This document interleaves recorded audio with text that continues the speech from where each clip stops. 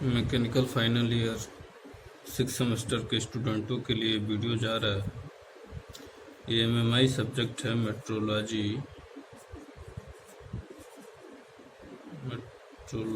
And measuring instrument. Metrology and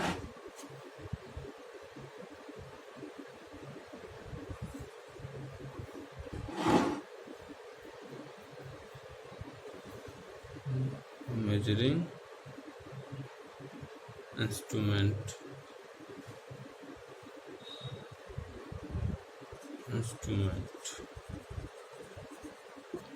इस subject में सबसे बड़ी बात यह है कि इंडस्ट्रियल क्षेत्र में कोई भी लड़का डिप्लोमा करके अगर यहाँ से जाता है तो इंडस्ट्रियल क्षेत्र में इसकी बहुत बड़ी डिमांड है। इंडस्ट्रियल में इसकी बहुत बड़ी डिमांड है। कारण क्या है कि मेट्रोलॉजी और मेजरिंग इंस्ट्रूमेंट के बारे में अगर हम समझें तो सबसे पहले बात ये ध्यान देना चाहिए कि हमारे भारतवर्ष में या विश्व लेवल पे किसी भी देश में अगर आप जाके देखेंगे तो जो आर्थिक विकास है, किसी भी देश की आर्थिक विकास ही उसकी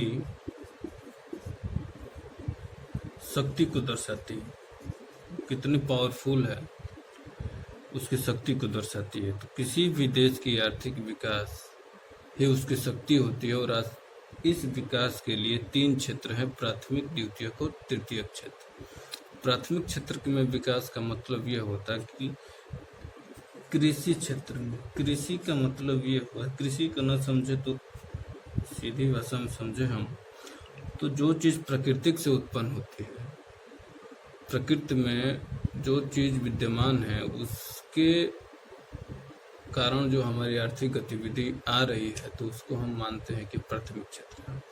तो प्राथमिक क्षेत्र में देखें तो जल में होने वाले मत्स्य पालन, कृषि, भूमि पर होता कृषि उत्पादन, पेड़ पौधों से ऐसे अगर कुछ उत्पादन हो रहा है तो उसको बोलते हैं प्राथमिक क्षेत्र। द्वितीयक क्षेत्र में अगर हम जाएंगे तो द्वितीयक क्षेत्र में हो जाएगा कि जो प्राथमिक से प्राकृतिक से जो वस्तुएं हैं उनका निर्माण करके अपनी आर्थिक व्यवस्था को सुधारना।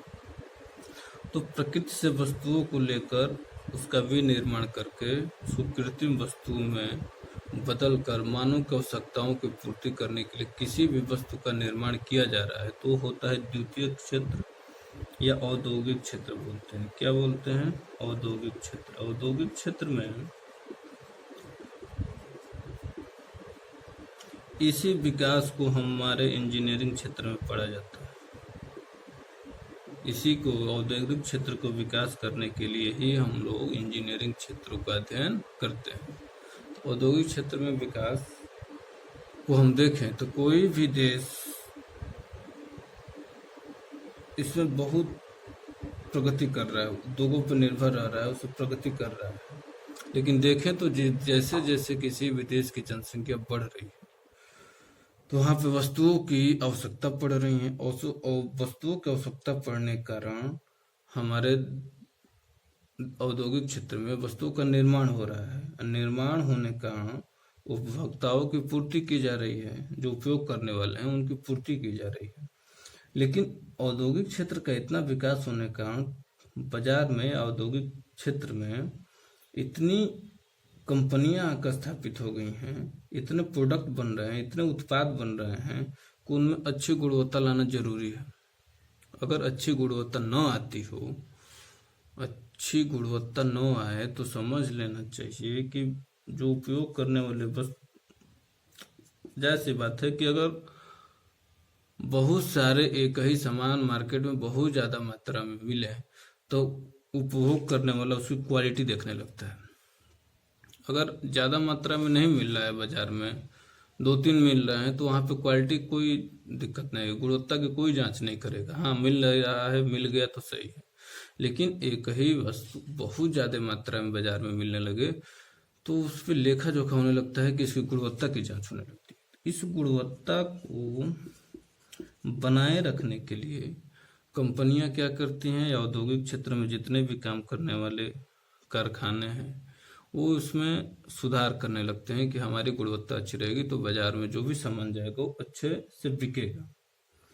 एक कंपटीशन बना हुआ है, स्पर्धा बनी हुई है इस बाजार में कि किसी तरह हमारे सामान की गुणवत्ता अच्छी रहे और इस गुणवत्ता के कारण सामान मार्केट में हमारा सामान बिके और हमारी आर्थिक गतिविधि बनी रहे। इस चीज को देखने के लिए कोई भी औद्योगिक क्षेत्र में किसी भी चीज का निर्माण होगा तो सबसे पहले ये जानना जरूरी है कि गुणवत्ता को जांच होगी कि नहीं होगी। गुणवत्ता की जांच होगी, गुणवत्ता अगर अच्छी है तो मार्केट में लेकर आएगा और जब मार्केट में लेकर आएगा तभी वो बिकेगा। तो यहीं पे गुणवत्ता की जांच होगी।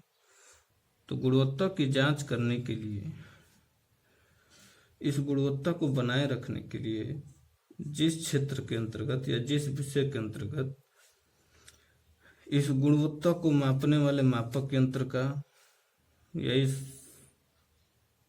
मानक इकाइयों का तथा मापन विधियों का, इस गुणवत्ता को बनाए रखने के लिए मानक इकाइयों का, मापन यंत्रों का और मापन विधियों का जिस विषय के अंतर्गत अध्ययन किया जाता है उसको मेट्रोलॉजी बोलते हैं या मेट्रोलॉजी मेजरिंग इंस्ट्रूमेंट कहते हैं। इसी टॉपिक को आगे बढ़ाया जाएगा, लेकिन पहले सारांश समझिए इस चीज का। किसी भी सब्जेक्ट का अगर आप सारांश समझ लिए तो उसको आगे समझने में कोई दिक्कत नहीं होगी। तो सारांश नहीं मालूम रहेगा, मैं वर्नियर कैलिपर्स लेकर आ जाऊं, माइक्रोमीटर लेकर आ जाऊं, उसका कहाँ कहाँ क्षेत्र है यही सब नहीं मालूम होगा तो शुरुआती चीज नहीं मालूम होगी तो उसका क्या यूजेज है ये नहीं मालूम होगा। तो सबसे पहले इसको बढ़िया से समझिए। इसको समझने के बाद अगर आप किताबों का अध्ययन करेंगे तो ज्यादा मात्रा में समझ में आएगी। तो इतना टॉपिक को कवर करने के बाद इसका कोई क्षेत्र होगा, ऐसा नहीं है कि कहीं भी जाके उसको चेक कर दिया जाए, कहीं भी बाजार में जाके चेक कर दिया जाए। इंडस्ट्रीज में जो भी सामान बनेगा उसको वहीं पे चेक किया जाएगा, उसकी गुणवत्ता की जांच वहीं पे की जाएगी, उसके बाद ही वो बेचने के लिए मार्केट में आएगा। तो उसको देखने के लिए